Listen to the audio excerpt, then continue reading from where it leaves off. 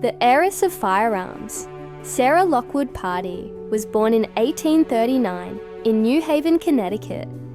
A bright, musically gifted girl who grew up in a house of education and refinement.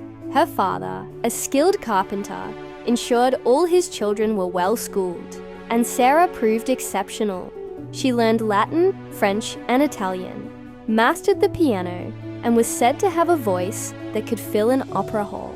When she came of age, Sarah married William Wirt Winchester, son of Oliver Winchester, owner of the Winchester Repeating Arms Company. The Winchesters were one of the richest families in America, manufacturers of the gun that won the West.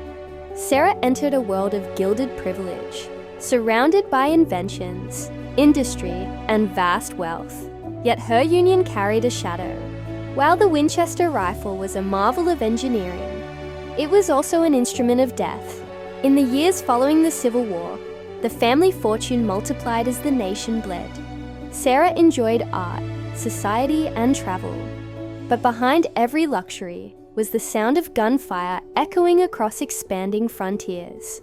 In 1866, the couple had a daughter, Annie Pardee Winchester. Joy turned to horror when the infant died after only a few weeks from a rare disease called marasmus, her body unable to absorb nutrients. Sarah was inconsolable. Her health faltered, and her spirit sank into gloom. Then, in 1881, William Winchester himself died of tuberculosis. In less than 2 decades, she had lost everything dear to her: husband, child, purpose. The inheritance, $20 million, nearly half of the Winchester Company stock, made her one of the wealthiest women in the world. But it also deepened her sense of guilt and isolation. The curse and the calling rumors say that grief led Sarah to seek answers in the world of spirits. In Boston, she allegedly consulted a famous medium, sometimes said to be a relative of the Fox sisters, who told her a dreadful tale. The Winchester family was cursed by the souls of all those killed by their rifles. Unless Sarah found a way to appease them, she too would be destroyed. The spirit, according to legend, offered one path: move west, build a house, never stop building. As long as the house is unfinished, you shall live. Whether this seance truly occurred, no one knows. But in 1884, Sarah sold her New Haven home and traveled to California. She bought an unfinished farmhouse in the Santa Clara Valley and immediately began to expand it, adding wings, towers, staircases, and rooms without end. Work continued day and night. Carpenters labored in shifts. When one project ended, Sarah would hand them another blueprint, sometimes sketched in the middle of the night, other times drawn on scraps of paper. Doors opened to brick walls. Windows looked into other rooms. Stairways ascended to ceilings. Neighbors whispered that the house was haunted. Sarah never confirmed nor denied it. She simply built and built, saying only that the work must never stop. The Mansion of Mystery.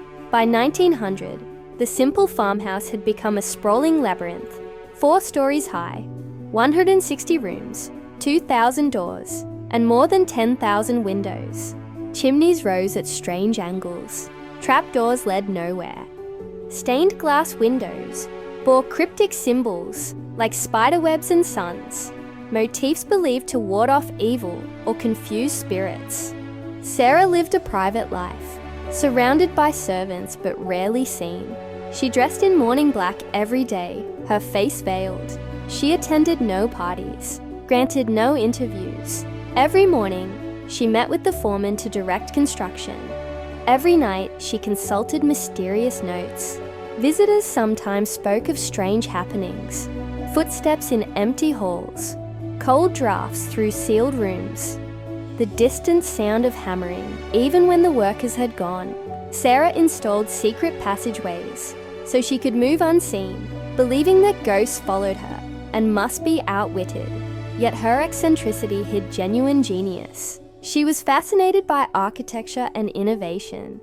She invented modern conveniences, gas lighting with carbide generators, indoor plumbing, and an early version of a heating system, the house became a puzzle box of both madness and marvel. In 1906, the Great San Francisco earthquake struck. The Winchester mansion shuddered violently, chimneys toppled, upper floors collapsed, and sections of the house were destroyed. Sarah herself was trapped in a room for hours before servants rescued her. Most would have abandoned such a place. Sarah did not. She simply sealed the damaged front sections and ordered the rebuilding to continue. Yet after the quake, her health declined, and she withdrew even further from the world. Her staff reported that she spent long nights in a small seance room, accessible only through hidden doors. There, she supposedly spoke with spirits, asking which parts of the house should be built next. She ate alone, slept in different rooms each night to confuse ghosts, and never ceased construction. The legend grew. Travelers came to gawk. Newspapers dubbed her the Mystery Woman of San Jose, and some claimed to see ghostly lights in the windows. But those who knew her described not a madwoman, but a lonely soul, haunted more by sorrow than by phantoms. On September 5th, 1922, after nearly 40 years of building, Sarah Winchester died quietly in her sleep at age 83. The hammering stopped at once. Workers laid down their tools as soon as they heard. In her will, written in 13 parts and signed 13 times, her favourite number, she left her fortune to distant relatives and charities.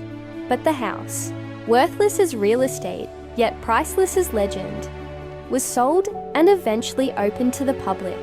Visitors who entered found a maze of wonder, doors to nowhere, stairs into ceilings, secret rooms, and a sense that the house itself was alive.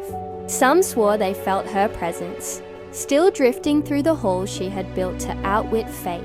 Today, the Winchester Mystery House stands as both monument and metaphor. Was Sarah Winchester a guilt-stricken widow chased by ghosts, a misunderstood visionary exploring endless design, or simply a woman trying to fill the silence left by tragedy?